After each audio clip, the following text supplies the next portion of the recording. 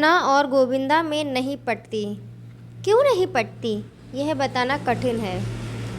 ज्योतिष के हिसाब से उनके ग्रहों में कोई विरोध है। हालांकि विवाह के समय ग्रह और नक्षत्र खूब मिला लिए गए थे।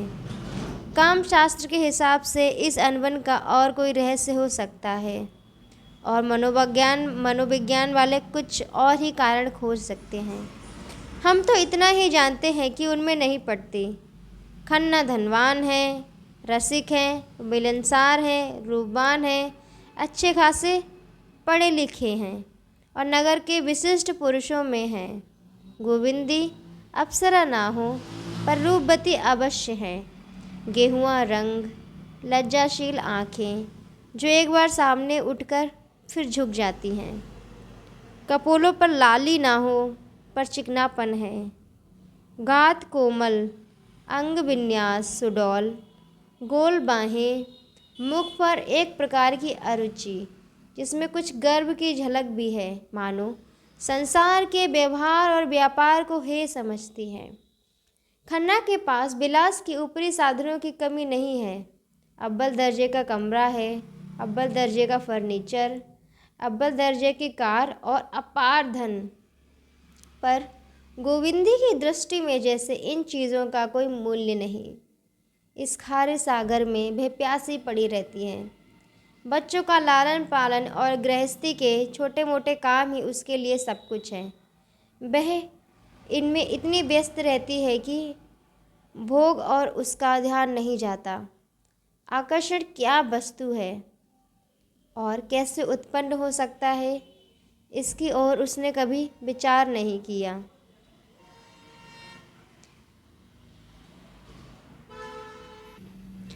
आज मिस्टर खन्ना किसी बुरे आदमी का मुंह देखकर उठे थे।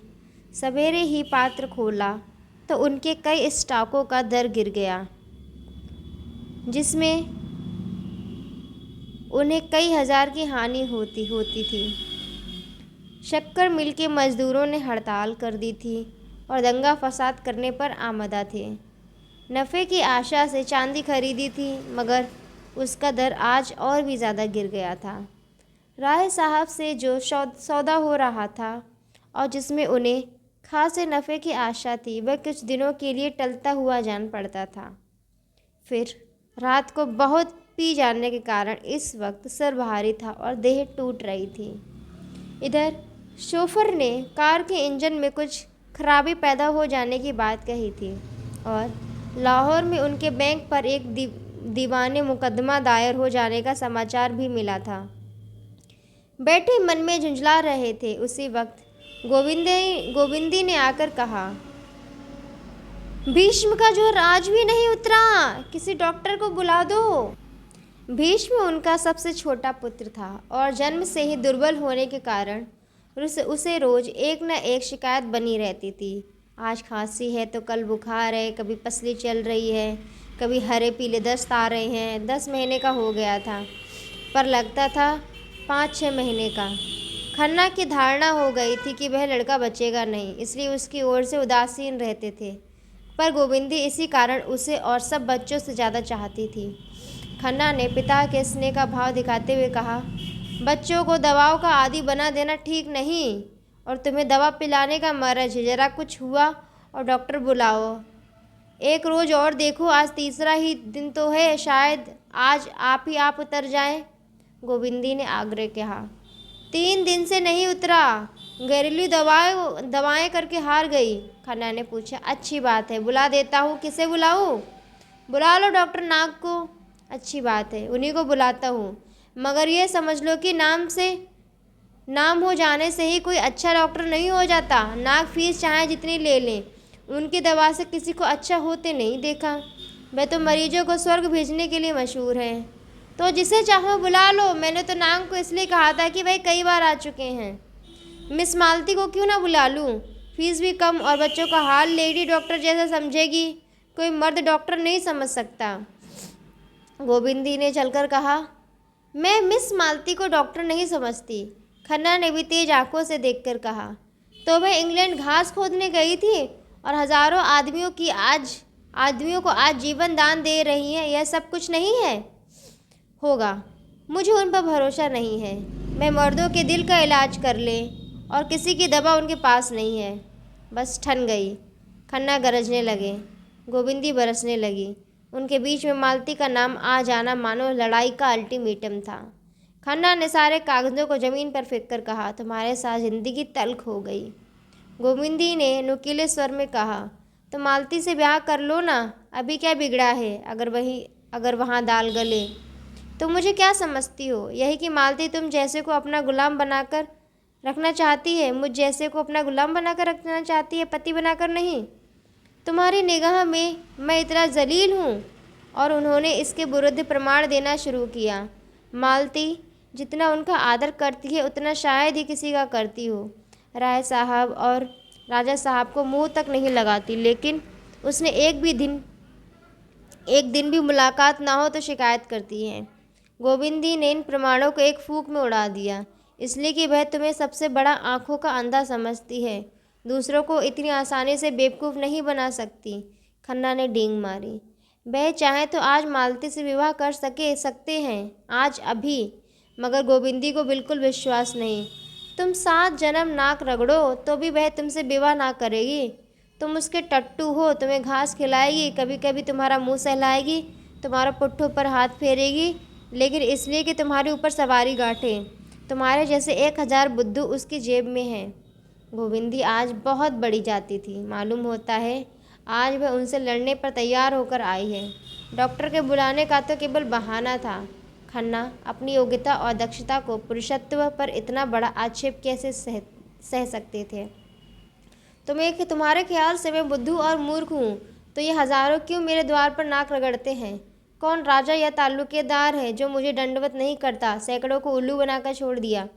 यही तो मालती की विशेषता है कि जो औरों के सीधे उस तरह से मोड़ता है, उसे वह उल्टे छुरे से मोड़ती है। तुम मालती की चाहे जितनी बुराई करो, तुम उसके पाँव की धूल भी नहीं हो। मेरी दृष्टि में वह वेश्या से भी गई बीती है, क्योंकि वह पर्दे की आड़ से शिकार खेलती है। दोनों ने अपने अपने अग्निबाण छोड़ दिए।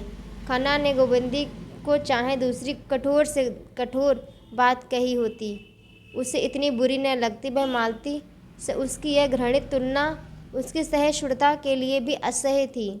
गोविंदी ने भी खन्ना को चाहे जो कुछ कहा हो, वह इतने गर्म ना होते, लेकिन मालती का यह अपमान वह भी ना सह सकते। दोनों एक दूसरे के कोमल स्थलों से परिचित थे। दोनों के निशाने ठीक बैठे और दोनों तिरमिला उठे। खन्ना की आंखें लाल हो गईं, गोविंदी का मुंह लाल हो गया। खन्ना आवेश में उठे और उसके दोनों कान पकड़े, जोर से ऐंठे और 3 तमाचे लगा दिए। गोविंदी रोती हुई अंदर चली गई। ज़रा देर में डॉक्टर नाग आए और सिविल सर्जन मिस्टर टॉड आए और विशगाचार्य नीलकंठ शास्त्री आए, पर गोविंदी बच्ची को लिए अपने कमरे में बैठी रही। किसने क्या कहा, क्या तशखीफ की, उसे कुछ मालूम नहीं। जिस विपत्ति की कल्पना वह कर रही थी वह आज उसके सिर पर आ गई। खन्ना ने आज उससे नाता तोड़ दिया, जैसे उसे घर से खदेड़ कर द्वार बंद कर दिया। जो रूप का बाजार लगाकर बैठी है, जिसकी परछाई भी वह अपने ऊपर पड़ने नहीं देना चाहती, वह उस पर परोक्ष रूप से शासन करे, यह ना होगा। खन्ना उसके पति हैं, उन्हें उनको समझाने बुझाने का अधिकार है। उनकी मार को भी वह शिरोधार्य कर सकती है, पर मालती का शासन असंभव। मगर बच्चे का ज्वर जब तक शांत न हो जाए वह हिल नहीं सकती। आत्माभिमान को भी कर्तव्य के सामने सर झुकाना पड़ेगा। दूसरे दिन बच्चे का ज्वर उतर गया। गोविंदी ने एक तांगा मंगवाया और घर से निकली। जहाँ उसका इतना अनादर है वहाँ अब वह नहीं रह सकती। आघात इतना कठोर था कि बच्चों का मोह भी टूट गया। उसके प्रति उसका जो धर्म था उसे वह पूरा कर चुकी है। शेष जो कुछ है वह खन्ना का धर्म है। हाँ, गोद के बालक को वह किसी तरह नहीं छोड़ सकती। वह उसकी जान के साथ है और इस तरह से वह केवल अपने प्राण लेकर निकलेगी, और कोई चीज़ उसकी नहीं है। इन्हें यह दावा है कि वह उसका पालन करते हैं। गोविंदी दिखा देगी कि वह उनके आश्रय से निकलकर भी जिंदा रह सकती हैं। तीनों बच्चे उस समय खेलने गए थे। गोविंदी का मन हुआ एक बार उन्हें प्यार कर ले, मगर वह कहीं भागी तो नहीं जाती। बच्चों का उससे प्रेम होगा तो उनके पास आएंगे, उसके घर में खेलेंगे। वह जब ज़रूरत समझेगी खुद बच्चों को देख आया करेगी। केवल खन्ना का आश्रय नहीं लेना चाहती। सांझ हो गई थी, पार्क में रौनक थी, लेकिन हरी घास पर लेटे हवा का आनंद लूट रहे थे। लोग हरी घास पर लेटे हवा का आनंद लूट रहे थे। गोविंदी हजरतगंज होती हुई चिड़ियाघर की तरफ मुड़ी ही थी कि कार पर मालती और खन्ना सामने से आते हुए दिखाई दिए। उसे मालूम हुआ। खन्ना ने उसकी तरफ इशारा करके कुछ कहा और मालती मुस्कुराई। नहीं, शायद ये उसका भ्रम हो। खन्ना मालती से उसकी निंदा ना करेंगे, मगर कितनी बेशर्म है। सुना है इसकी अच्छी प्रैक्टिस है, घर की भी संपन्न है, फिर भी ये अपने को बेचती फिरती है। ना जाने क्यों ब्याह नहीं कर लेती। लेकिन उससे ब्याह करेगा ही कौन? नहीं, यह बात नहीं। पुरुषों से भी ऐसे बहुत हो गए हैं जो उसे पाकर अपने को धन्य मानेंगे। लेकिन मालती खुद तो किसी को पसंद करे, और ब्याह में कौन सा सुख रखा हुआ है। बहुत अच्छा करती है जो ब्याह नहीं करती। अभी सब उसके गुलाम हैं, तब वह एक की लौंडी होकर रह जाएगी। बहुत अच्छा कर रही है। अभी तो यह महाशय भी उसके तलवे चाटते हैं। कहीं इनसे ब्याह कर ले तो उस पर शासन करने लगे। मगर इनसे वह क्यों ब्याह करेगी? और समाज में 2-4 ऐसी स्त्रियां बनी रहें तो अच्छा, पुरुषों के कान तो गर्म करती रहें। आज गोविंदी के मन में मालती के प्रति बड़ी सहानुभूति उत्पन्न हुई। वह मालती पर आक्षेप करके उसके साथ अन्याय कर रही है। क्या मेरी दशा को देखकर उसकी आंखें ना खुलती होंगी? विवाहित जीवन की दुर्दशा आंखों देखकर अगर वह इस जाल में नहीं फंसती तो क्या बुरा करती है। चिड़ियाघर में चारों तरफ सन्नाटा छाया हुआ था। गोविंदी ने तांगा रोक दिया और बच्चे को लिए हरी धूप की तरफ चली। मगर 2 ही 3 कदम चली थी कि चप्पल पानी में डूब गए। तभी थोड़ी देर पहले लॉन सींचा गया था और घास के नीचे पानी बह रहा था। उस उतावली ने उसके पीछे ना फिरकर एक कदम और आगे रखा तो पाँव कीचड़ में सन गए। उसने पाँव की ओर देखा। अब यहाँ पाँव धोने के लिए पानी कहाँ मिलेगा? उसकी सारी मनोव्यथा लुप्त हो गई। पाँव धोकर साफ करने की नई चिंता हुई। उसकी विचारधारा रुक गई। जब तक पाँव ना साफ हो जाएं, वह कुछ नहीं सोच सकती। सहसा उसे एक लंबा पाइप घास में छिपा नजर आया, जिसमें पानी बह रहा था। उसने जाकर पाँव धोए, चप्पल धोए, हाथ मुँह धोया, थोड़ा सा पानी चुल्लू में लेकर पिया और पाइप के उस पार सूखी जमीन पर जा बैठी। उदासी से मौत की याद तुरंत आ गई। कहीं वह बैठे बैठे मर जाए तो क्या हो? तांगे वाला तुरंत जाकर खन्ना को खबर देगा। खन्ना सुनते ही खिल उठेंगे, लेकिन दुनिया को दिखाने के लिए आंखों पर रुमाल रख लेंगे। बच्चों के लिए खिलौने और तमाशे माँ से प्यारे हैं। यह है उसका जीवन, जिसके लिए कोई 4 बूंद आंसू बहाने वाला भी नहीं। तब उसे वह दिन याद आया जब उसकी सास जीती थी और खन्ना उड़नछू न हुए थे। तब सास का बात बात पर बिगड़ना बुरा लगता था। आज उसे सास के उस क्रोध में स्नेह का रस घुला जान पड़ रहा था। तब वह सास से रूठ जाती थी और सास उसे दुलार कर मनाती थी। आज वह महीनों रूठी पड़ी रहे, किसे परवाह है।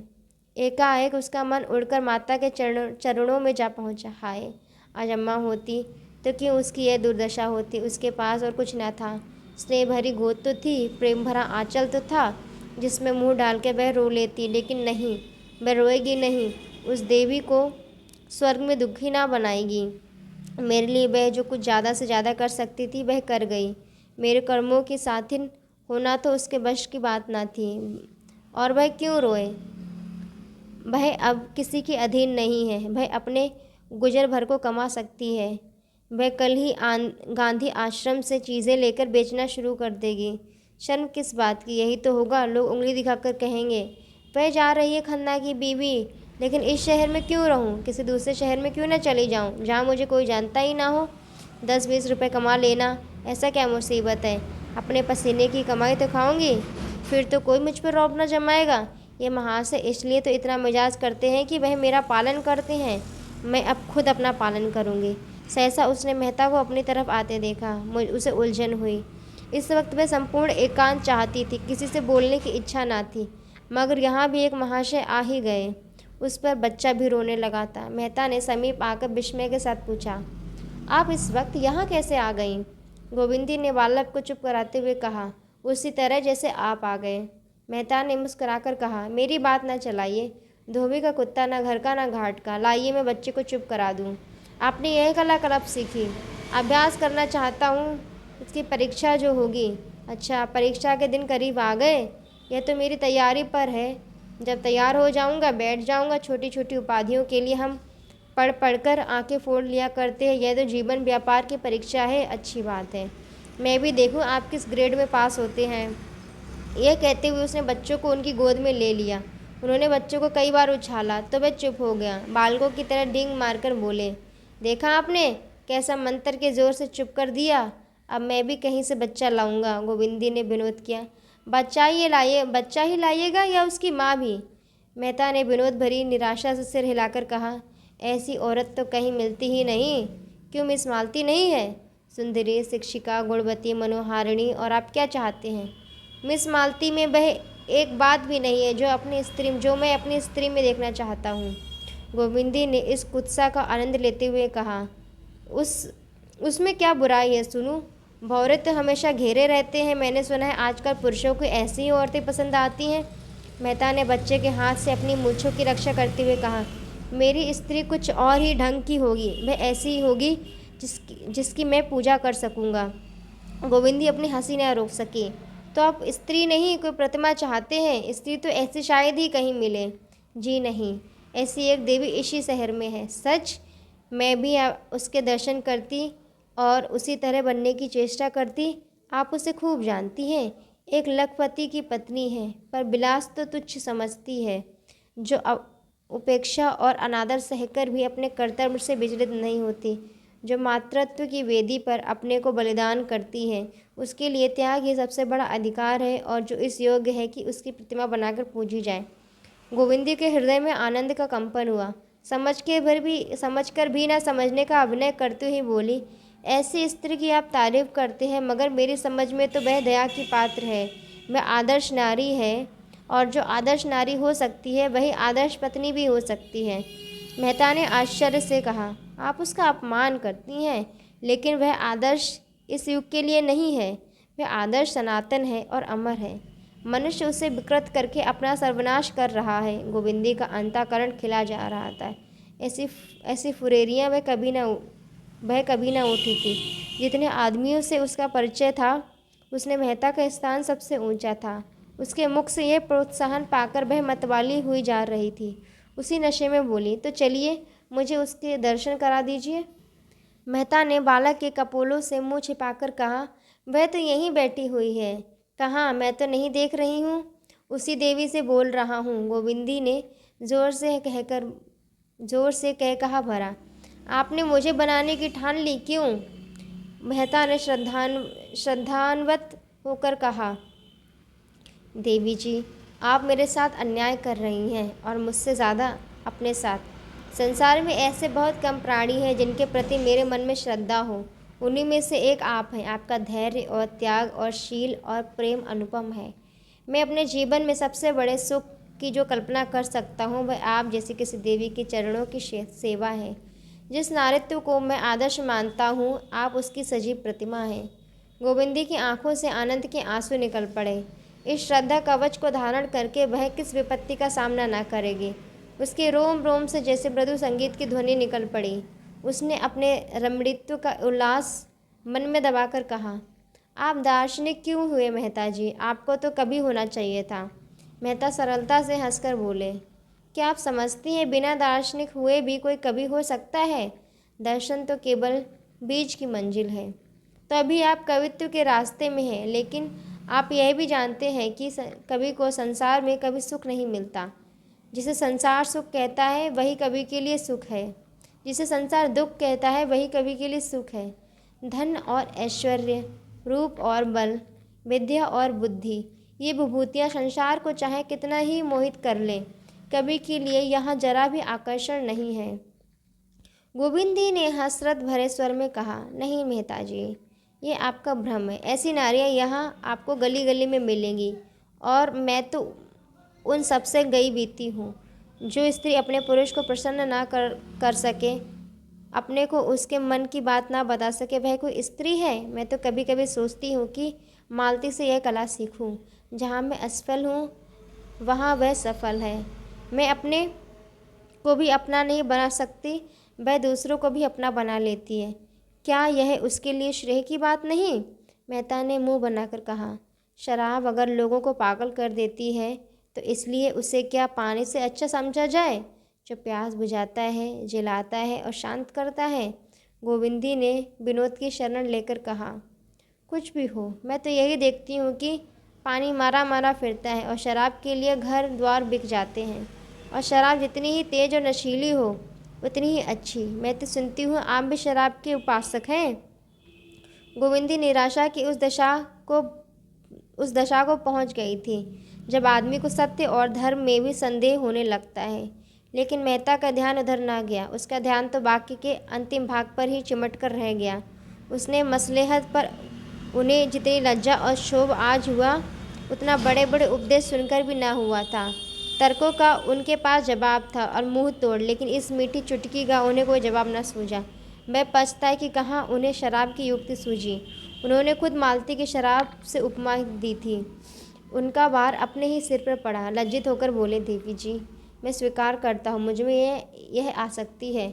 मैं अपने लिए उसकी ज़रूरत बतलाकर और उसके विचारोत्तेजक गुणों को प्रमाण देकर गुनाह का ऊर्ज न करूँगा, जो गुनाह से भी बदतर है। आज आपके सामने प्रतीक्षा करता हूँ कि शराब की एक बूंद भी कंठ के नीचे ना जाने दूंगा। गोविंदी ने सन्नाटे में आकर कहा, यह आपने क्या किया मेहता जी? मैं ईश्वर से कहती हूँ मेरा यह ऐसा न था। मुझे इसका दुख है। नहीं, आपको प्रसन्न होना चाहिए कि आपने एक व्यक्ति का उद्धार कर दिया। मैंने आपका उद्धार कर दिया? मैं तो खुद अपने उद्धार की याचना करने जा रही हूँ। मुझसे? धन्य भाग। गोविंदी ने करुण स्वर में कहा, हाँ, आपके सिवा मुझे कोई ऐसा नहीं नज़र आता जिसे मैं अपनी कथा सुनाऊं। देखिए, यह बात अपने तक ही रखिएगा। हालांकि आपको यह याद दिलाने की ज़रूरत नहीं। मुझे जब अपना जीवन असह्य हो गया, मुझसे जब तक अपनी तपस्या हो सकी मैंने की, लेकिन अब नहीं सहा जाता। मालती मेरा सर्वनाश किए डालती है। मैं अपने किसी शस्त्र से उस पर विजय नहीं पा सकती। उसका उस पर प्रभाव है, आपका उस पर प्रभाव है। वह जितना आपका आदर करती है शायद और किसी मर्द का नहीं करती। अगर आप किसी तरह मुझे उसके पंजे से छुड़ा दें तो मैं जन्म भर आपकी ऋणी रहूँगी। उसके हाथों मेरा सौभाग्य लूटा जा रहा है। अगर आप मेरी रक्षा कर सकते हैं तो कीजिए। मैं आज घर से यह इरादा करके चली गई थी कि फिर लौटकर ना आऊँगी। मैंने बड़ा जोर मारा कि मोह के सारे बंधनों को तोड़कर फेंक दूँ, लेकिन औरत का हृदय बड़ा दुर्बल है मेहता जी। मोह उसका प्राण है। जीवन रहते मोह तोड़ना उसके लिए असंभव है। मैंने आज तक अपनी व्यथा अपने मन में रखी, लेकिन आज मैं आपसे आंचल फैलाकर भिक्षा मांगती हूँ। मालती से मेरा उद्धार कीजिए। मैं इस मायाविनी के हाथों मिटी जा रही हूँ। उसका स्वर आंसुओं में डूब गया। वह फूट फूट कर रोने लगी। मेहता अपनी नज़रों में कभी इतने ऊंचे न उठे थे। उस वक्त भी नहीं जब उसकी रचना को फ्रांस की अकादमी ने शताब्दी की सबसे उत्तम कृति कहकर उन्हें बधाई दी थी। जिस प्रतिमा की वह सच्चे दिल से पूजा करते थे, जिसे मन में वह अपनी इष्ट देवी समझते थे और जीवन के असूझ प्रसंगों में जिससे आदेश पाने की आशा रखते थे, वह आज उनसे भिक्षा मांग रही थी। उन्हें अपने अंदर एक ऐसी शक्ति का अनुभव हुआ कि वह पर्वत को भी फाड़ सकते हैं, समुद्र को तैरकर पार कर सकते हैं। उन पर नशा सा छा गया, जैसे बालक काठ के घोड़े पर सवार होकर समझ रहा हो वह हवा में उड़ रहा है। काम कितना असाध्य है, लेकिन सुधि ना रही। अपने सिद्धांतों की कितनी हत्या करनी पड़ेगी, फिर कोई ख्याल ना रहा। आश्वासन के स्वर में बोले, मुझे ना मालूम था कि आप उससे इतनी दुखी हैं। मेरी बुद्धि का दोष, आँखों का दोष, कल्पना का दोष, और क्या कहूँ, वरना आपको इतनी वेदना क्यों सहन करनी पड़ती। गोविंदी को शंका हुई। बोली, लेकिन हिंसनी से उसका शिकार छीनना आसान नहीं है, यह समझ लीजिए। मेहता ने दृढ़ता से कहा, नारी हृदय धरती के समान है, जिससे मिठास भी मिल सकती है, कड़वापन भी। उसके अंदर पड़ने वाले बीज में जैसी शक्ति हो। आप पछता रहे हो, कहाँ से आज इससे मुलाकात हो गई। मैं अगर कहूँ कि मुझे आज ही जीवन का वास्तविक आनंद मिला है तो शायद आपको विश्वास ना आए। मैंने आपके सर पर इतना बड़ा भार रख दिया। मेहता ने श्रद्धा मधुर स्वर में कहा, आप मुझे लज्जित कर रही हैं देवी जी। मैं कह चुका, मैं आपका सेवक हूँ। आपके हित में मेरे प्राण भी निकल जाए तो मैं अपना सौभाग्य समझूंगा। इसे कवियों का भावावेश न समझिए। यह मेरे जीवन का सत्य है, मेरे जीवन का क्या आदर्श है, आपको यह बतला देने का मोह मुझसे नहीं रुक सका। मैं प्रकृति का पुजारी हूँ और मनुष्य के उसके प्राकृतिक रूप में देखना चाहता हूँ, जो प्रसन्न होकर हंसता है, दुखी होकर रोता है और क्रोध में आकर मार डालता है, जो दुख और सुख दोनों का दमन करते हैं, जो रोने को कमज़ोरी और हंसने को हल्कापन समझते हैं, उनसे मेरा कोई मेल नहीं। जीवन मेरे लिए आनंद में क्रीड़ा है, सरल स्वच्छंद, जहाँ कुत्सा, ईर्ष्या और जलन के लिए कोई स्थान नहीं।